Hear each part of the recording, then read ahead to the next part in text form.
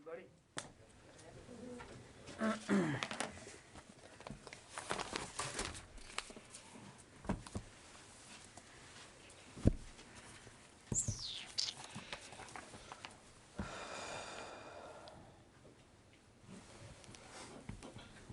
Okay, just one quick note at the top. Today, I think, as you all saw, following the NATO heads of state and government approval of defense plans, the NATO Supreme Allied Commander Europe, General Walters, released a statement. I think you've all seen this on the activation of the NATO response force. There's a historic nature to all this. This is the first time that the alliance has employed these high readiness forces in a deterrence and defense role. So it's not an insignificant move by the alliance. This activation serves as an additional notice or warning order, as you guys are familiar with, for the allies who contribute to the NATO response force. I'm not going to have specifics for you today on units, timelines, schedules, as NATO communicates what it's going to need from the United States, just like it will to other nations. And as they do that, we will certainly be able to acknowledge and announce those U.S. capabilities and units who will be going specifically as designated to support the NATO mission and the NATO response force. Now, as we've also announced previously, the department has placed a range of multi-mission units in the United States and Europe on a heightened preparedness to deploy, which increases our readiness to provide for the U.S. contributions to the NRF on a shorter tether than what we could do before. With today's activation notice by General Walters, we stand ready, if called upon by NATO, to support the NRF in the defense of the alliance, and we'll absolutely do that. And with that, we'll take questions. Bob. Thank you, John. So two things on that point. President Biden just announced that he has ordered additional forces to Europe. And is that part of what you just described? And the second question is, so NATO has activated a portion of the response force, and you can't say how many troops the U.S. will contribute to that because they haven't asked for any troops yet? Yeah, so I think in the president's statement, I think he was referring to his announcement yesterday. This was a readout of his call with President Zelensky, and he was reiterating that in that conversation, he was pointing back to the announcement that he made yesterday. So I have no new announcements of force deployments to speak to today. Think about this activation a bit like you would an RFF, a request for forces, right? So it's now been activated, and so we'll be in direct consultations with NATO and General Walters in his sack your hat to work through what the requirements are going to be for the NATO response force and the very ready joint task force. And as I've said many times before, the Secretary is very, very committed to making sure that whatever those requirements are, that the United States is ready to lean forward as much as possible. Yesterday's announcement, the 7,000 that we talked about, as I also said yesterday, portions of them we can expect will be earmarked for the NATO response force. Again, after we've consulted with General Walters and NATO and we understand what they need, but one of the reasons why President Biden pushed them forward was so that they could be ready for just such a need. And we wanted to get the clock going to get them pre-positioned, if you will. So there's still some homework to be done, still some math that needs to be worked out. But again, the Secretary wanted to make sure, and the President obviously wants to make sure, that we're leaning as far forward as we can. So it likely would be an armored brigade, among other things. Yeah, I mean, it could be. Again, we're gonna work closely with NATO and make sure that we fully understand what the requirements are from the United States perspective, and then we'll move forward. But a good chunk of the 7,000 we talked about yesterday, we believe will be earmarked for NATO contributions. Again, if it's deemed that they are needed, they're wanted, and they're ready. And if they aren't, well then They can be used unilaterally to support and reassure our allies. For the president and for the secretary, this was very much about trying to lean forward. So I don't have any specifics to say today, specific units or timelines or schedules, but I want to point back to what we said all along, that the United States, we take this commitment very, very seriously, and we're going to lean in as much as we can. Okay? Idris? Part of criticism has been, we're now 2 days into the invasion. This was seen coming, a couple of weeks ago. Why are there still such few details? And if the need is so urgent, they could roll in through Kiev in the coming days. Why not be able to give more details about what units are going where? Why aren't there, I guess, as many details? I'm not sure what Russian operations in Kyiv has to do with the timing of how soon we can identify units, Idris.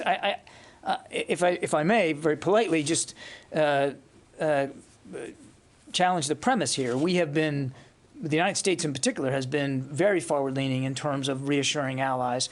And with each muscle movement, we've been right up here talking about it and identifying them to the level of specificity that we can, as we did again yesterday. But the way the process works in NATO is you have to approve a defense plan first, and then the activation comes second. That happened today. The heads of state approved defense plans, which then gave General Walters as SACEUR the authorization he needed to authorize activation of the NRF, and then now it goes to the nations to fill those needs. But we have to be in consultation with NATO about what those needs are. Again, to my answer to Bob, it's not unlike a request for forces. It's just a different process, but it's the same idea. So I don't think that we're not waiting on anything. As a matter of fact, quite the contrary. The Secretary's orders authorized by the President yesterday actually put a good chunk of troops coming from the States going to Europe so that they can be ready for just these kinds of needs. Just one clarification. So how many troops are prepared to deploy orders now? Is it still 8,500? No, it's north of that, and I've said that publicly before. It's several thousand more north of the 8,500 that was originally put on prepare to deploy. Jen. John, President Zelensky has made a passionate appeal to the U.S. and NATO to set up a no-fly zone over Ukraine. They have fought, as you've said, valiantly on the ground. Russia does not have air superiority right now. Why not set up that no-fly zone at Ukraine's request? Look, that's a policy decision at the nation-state level. I haven't seen the request that President Zelensky has made. I would just tell you. He said they've been set up in Syria, where there are Russian warplanes. It's been set up in the past. There's historical precedent for it. Why not unite NATO, European nations to set up a no-fly zone? I would just tell you that would have to be a discussion inside the alliance. The President has been very clear that U.S. troops will not be fighting in Ukraine, and that our focus is on helping them defend themselves, and we've done that. And we're going to continue to look for ways to do that and to shore up our NATO allies and our defenses on NATO territory. How would you characterize the fighting in the last 36 hours in terms of the Ukrainian fighting and what Russia's experienced? Well, I'm a little loath to get into a blow-by-blow here from the Pentagon podium on operations that we're not involved in. I would just tell you, broadly speaking, that we see clear indications that the Ukrainian armed forces are fighting back and bravely defending their country. And we also see indications that there have been measures of success in that regard because, again, without getting into a blow-by-blow, it's not apparent to us that the Russians over the last 24 hours have been able to execute their plans as they deemed that they would. But it's a dynamic, fluid situation. It wouldn't be responsible for us to talk about it in a predictive way right now. And we'll watch it as closely as we can. But they are fighting back. They are fighting for their country, and they're doing so bravely. But you're saying Russians are facing setbacks on the battlefield from what you can Our see? understanding is that they have experienced some setbacks, yes. Let's go, Megan. On the forces who have been put on alert and then activated. Earlier this month, it was 8,500. The Pentagon has said since then that there were more people put on prepare to deploy orders. The Pentagon has also said that the 7,000 troops activated yesterday, some of them had been on that part of that original 8,500, some of them weren't. So my question is, how many troops total since the beginning of this month have been put on prepare to deploy orders? And how many are still on prepare to deploy orders after this activation yesterday? Megan, I don't have an exact figure for you. As I said, it's been several thousand more in addition to the 8,500. Somewhere between 10 and 12,000 total have been put on prepare to deploy orders or accelerated. Some of them were already on PTDO, and we shortened that tether. For instance, in some cases from 10 to 5 days. Some of that number wasn't on heightened alert, and so we did put them on PTDO, prepare to deploy orders. It varies by unit and by capability, and I don't have an exact breakdown of what is going to be going as a part of this NATO response force package because, again, we're still working our way through that requirement. Right. The question is who's on alert, who has been on alert, who is no longer on alert and is going. I don't and have who is still on. a specific list for you Between today. 10 and 12,000 have been the total amount who have been alerted. Roughly speaking. Is it safe to deduct 7,000 from that roughly to say that there are the remainder is still waiting? So again, we got to be careful here, Megan. Not everybody that has been put on a heightened alert posture is earmarked for the NATO response force. Some of those units are simply that the Secretary wanted to make sure they were more ready to go in a unilateral capacity. Some may be perfectly placed in to be used for the VJTF. We'll have to see what the requirements look like. So it's not binary. It's not, well, that's all. These troops are just designated for NATO, and these troops are just designated for unilateral.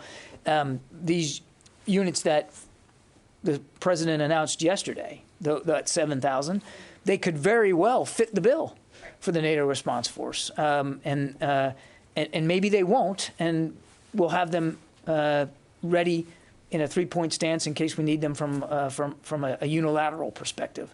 So that's why I'm being very careful today, because it's not either or. It's a menu of options that are going to be available to national leaders. And again, what I can promise you is, as we get solidity on this and more specificity, we'll detail that for But you. it is safe to say there are several thousand more who are on some sort of heightened alert for Europe in general. It is safe Not to say necessarily that. one force or the It is other. safe to say that. Yeah, Sylvie. Thank you. I understand that NATO gave the order to prepare the troops. What would trigger NATO to deploy them?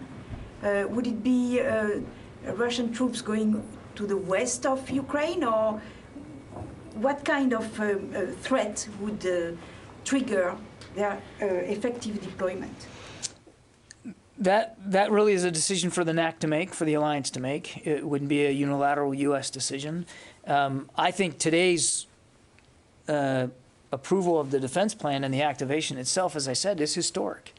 First time that they have been so activated. That's a big deal. Now, again, what does it look like? How many? And where does the alliance want to place them? All of that is still being worked out. And so I can't honestly answer your questions about what the trigger is. I think you can safely assume that what has been triggered here is the activation. And the trigger for that has been this unlawful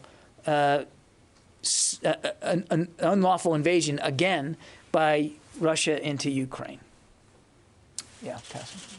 John, Secretary Stoltenberg also mentioned about providing defense article support and also including air defense systems to Ukraine. Is there going to be any input from the United States, any type of air defense systems like Patriots or advanced air defense systems? What I would tell you is we're continuing to look for ways to support Ukraine to defend themselves. We have continued to do that, and we're going to look to do that going forward. And we're very actively engaged in those efforts to help them better defend themselves through both lethal and non-lethal assistance. From the very get-go, I have not been detailing for any of you each and every package, each and every shipment. Because I think you can understand, and it's particularly relevant now, that Ukraine is involved in a no-kidding invasion of their country, that we wouldn't want to put it out there in the public space, everything they're getting from the United States. So we're going to continue to be judicious about how much detail we put out there. But we know they have self-defense needs. We're going to do the best we can to fill them. And what's more is other nations are too. It's not just the United States. David. Without detailing, can you say, are you continuing to ship defense equipment to Ukraine? We have, let me put it this way, David. We're not talking about the effort to help them defend themselves. We are not talking about the effort to provide security assistance in a lethal and a non-lethal way in the past tense. I'd leave it at that. Janie.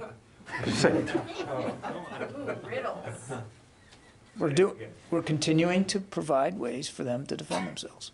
That's as far as I'm going to go. You're continuing to We're provide. continuing to provide. We're continuing. You're not just looking at ways to support. You are continuing to provide. It's not. Yeah. Okay. I wasn't trying to be funny. It's not past tense. It's not over. It's not done. We're continuing to look for ways to help them defend themselves. Janie. Thank you, John. I have two questions on Russia and South Korea. First question, Russia, as you know, Russia has warned that it will retaliate immediately if there is a foreign state intervenes in Russia's moves. What is your comment? I follow up the second question. What is my comment about? I'm sorry. Can you say it again? Russia has warned that it will retaliate immediately if there's a foreign state intervenes in Russia's moves. Look, we're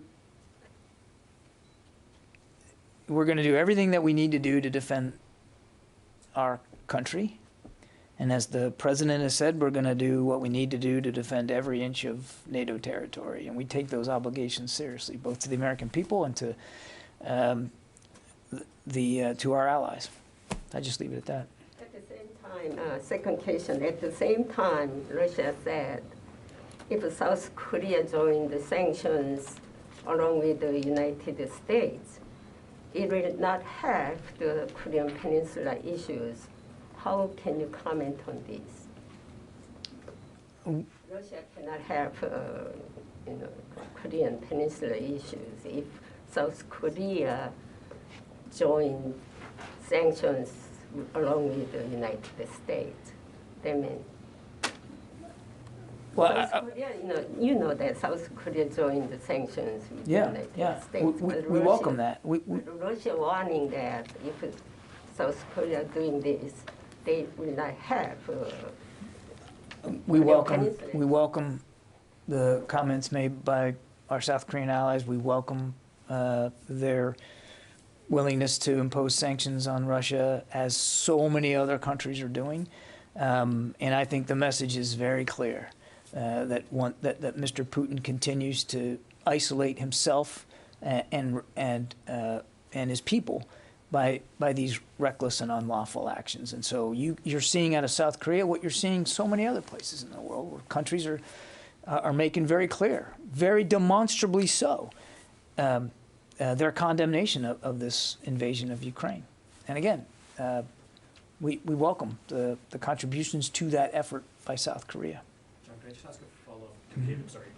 Would you say the United States is looking for ways to defend, or is it that you are continuing to provide? Guys, I'm not sure why this has become such a rhetorical exercise. We continue to provide for support for Ukraine to defend itself. The situation right, is different in Ukraine than it was just a few days ago. So it would follow, I would think, that we're going, that we're going to have to look for other ways to do this. The airspace over Ukraine is contested. The Russians don't have superiority of it. It's contested. So we are going, I'll be very clear here, we are going to provide additional security assistance for Ukraine. We will. How that is going to be done is still being worked out. Does that help? Okay. Good. Dan. Thank you. I was looking for a Pentagon reaction today to the back and forth. Finland came forward with some comments suggesting they may re-entertain. Who did? Finland. Okay. I'm sorry. Finland came forward raising the prospect of reorienting toward NATO a little bit more. Russia responded and basically made another veiled threat there. Do you anticipate from a Defense Department perspective any different kinds of conversations, any renewed discussions that would bring Finland under NATO at any point? I'm not aware of any such discussions, Dan. Again, that would be for the alliance to speak to, not the United States. I would just say what we've said before in the case of Ukraine. Who a nation, a sovereign nation, associates with, what alliances it joins, that's between that nation and the alliance. In this case, it would be between any country in NATO.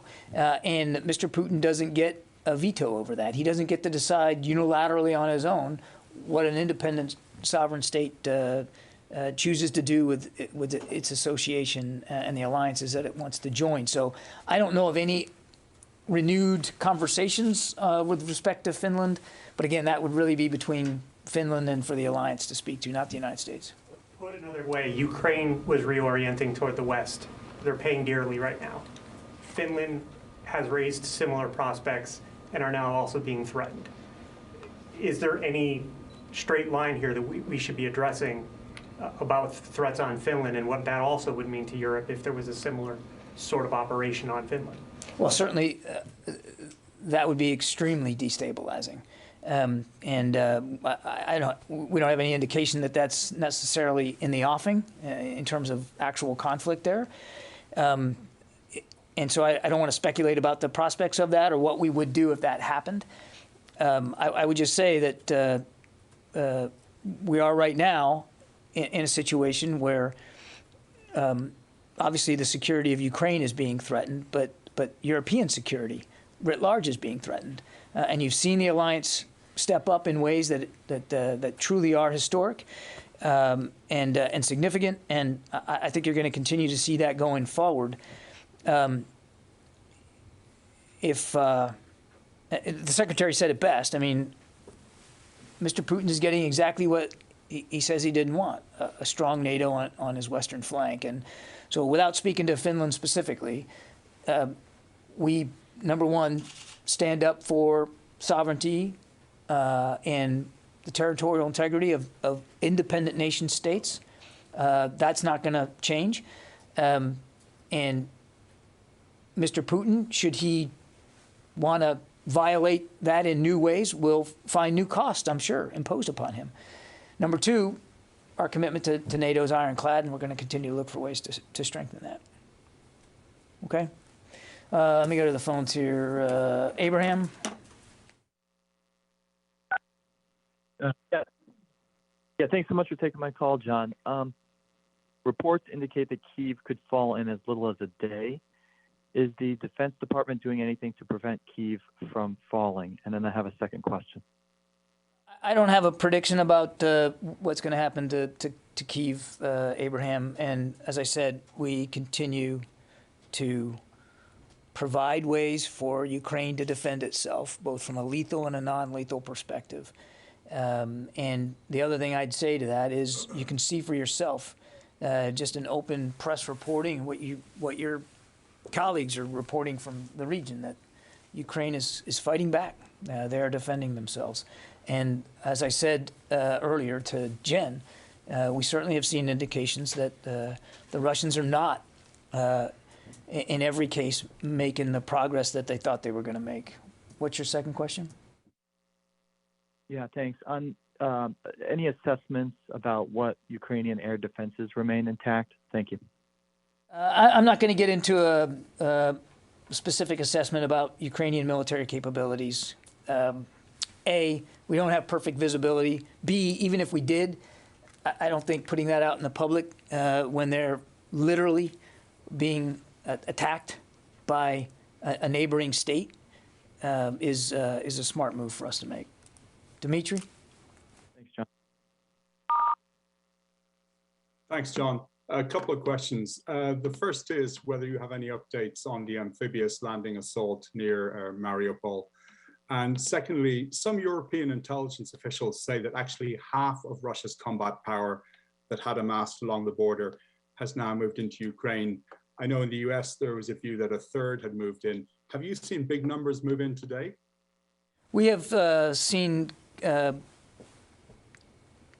continued movement by Russian forces into Ukraine, both from the north and from the south. I can't give you, Dimitri, a percentage of what that looks like. I would just tell you that we don't believe that the majority of the combat power that Mr. Putin had arrayed alongside Ukraine has been employed inside Ukraine. But it is fluid. Literally, the situation changes by the hour. So again, I want to be careful that I'm not getting into providing an assessment of operations in which we are not involved. And as for the amphibious assault, we do believe that such an assault is being conducted today, but we don't, again, have perfect visibility on the progress of that. And I couldn't give you a blow-by-blow of exactly how many they've put ashore and what they're doing. But it certainly appears to us to be of a piece of their designs in the south to further cut off the Donbass region and to from a southern perspective continue to try to take population centers. Karun?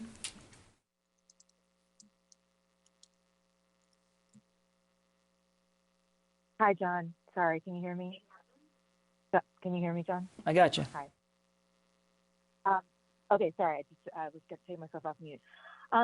Two questions. The first, just to clarify on the numbers thing, I know we were talking about the 7,000 that was announced yesterday, but of the 12,000 that you've kind of approximately that you've already been sending over to Europe, how many of those are supposed to be under the auspices of NATO and these new plans that would go forward? And then also, I understand you're not talking about where U.S. troops would be going because those defense plans are still being worked out, the details, but where do you see the potential flashpoints, maybe spillover points where NATO needs additional help right now as you're looking at that sphere of influence, whether or not that's specifically where U.S. troops end up going? I wouldn't describe locations on the eastern flank of NATO as flashpoints right now. I mean, the Russian military is very much focused on Ukraine, and particularly the eastern half of the country. This is about reassuring allies and sending a strong message to Mr. Putin that we take our Article 5 commitments seriously. So I would not describe the eastern flank NATO territory as flashpoints or having there be flashpoints on them. Most of the forces that we have either repositioned inside Europe or flowed from the United States, we've done on a unilateral basis. In fact, all of it we've done on a unilateral basis.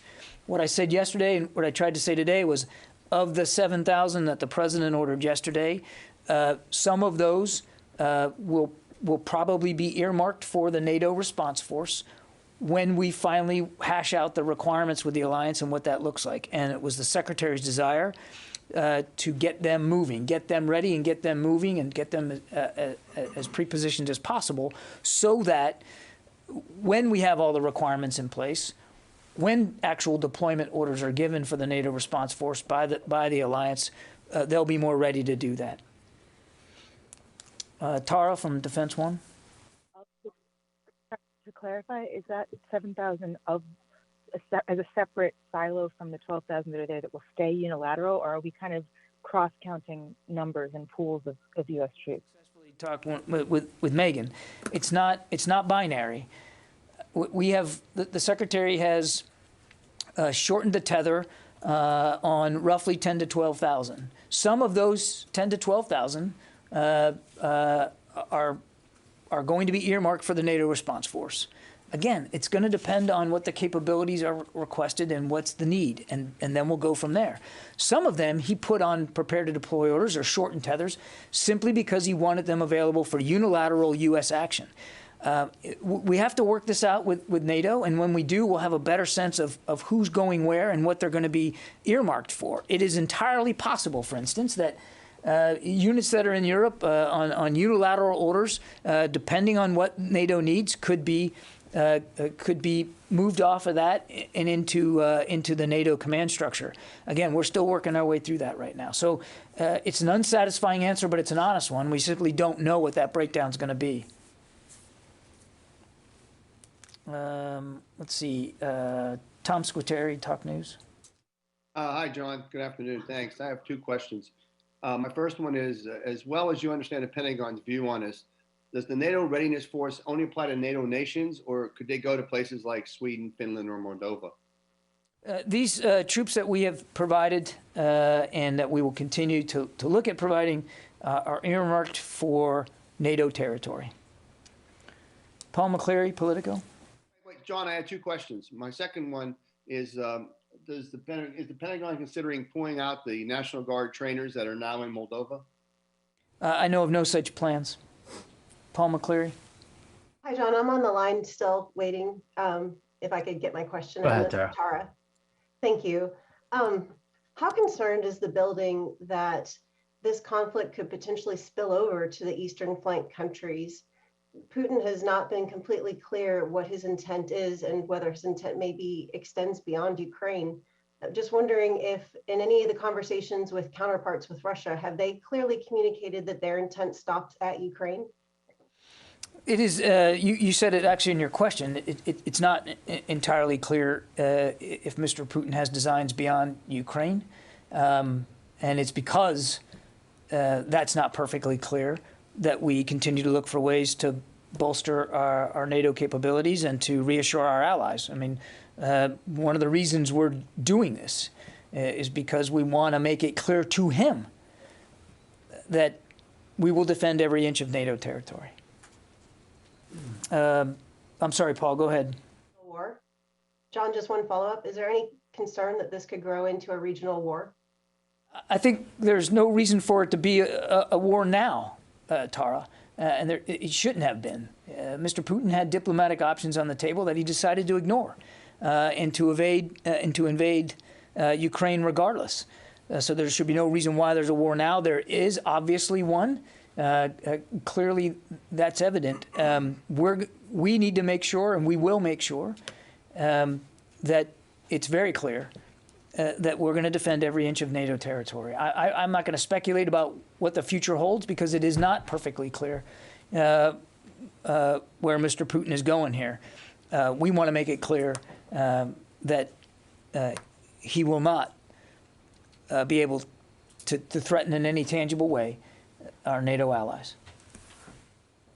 Okay, Paul, let's try it again. All right, third time's a charm. Thanks. You said we're going to continue to supply defensive weapons to Ukraine. Is there any consideration of training Ukrainian troops outside of the country for them to then go back in and fight? I think we're looking at all kinds of different ways to continue supporting Ukrainian armed forces, and we're not taking anything off the table with respect to how that might manifest itself going forward, and that could include some training. John? Yeah. Let me ask. So you've addressed the issue of supporting the Ukrainian forces several times now, looking into different ways, which might lead us to include that your assessment is that Ukrainian forces can actually resist for a long time. Is that the assessment? To be able actually to get that assistance in various ways, in lethal and non-lethal ways? I'm not going to put a timestamp on this, Fadi. I mean, but you can see for yourselves that the Ukrainians are fighting back. They're defending their country. So you don't think that the time is running in a way that it might be too late to provide any type of assistance? We have been providing assistance for quite some time. We're going to continue to provide assistance, and they're fighting back. They're fighting back in many ways using the assistance that the United States has provided, as well as other nations. So they're using the assistance. You can see it for yourself. I'm not going to tell you what weapon systems they're firing on what day and in what location. I don't have that level of fidelity. But you don't need me to tell you that. You can see it for yourself in the imagery. They're fighting back. Yeah. I think that's it for today. Thanks very much. Have a good weekend.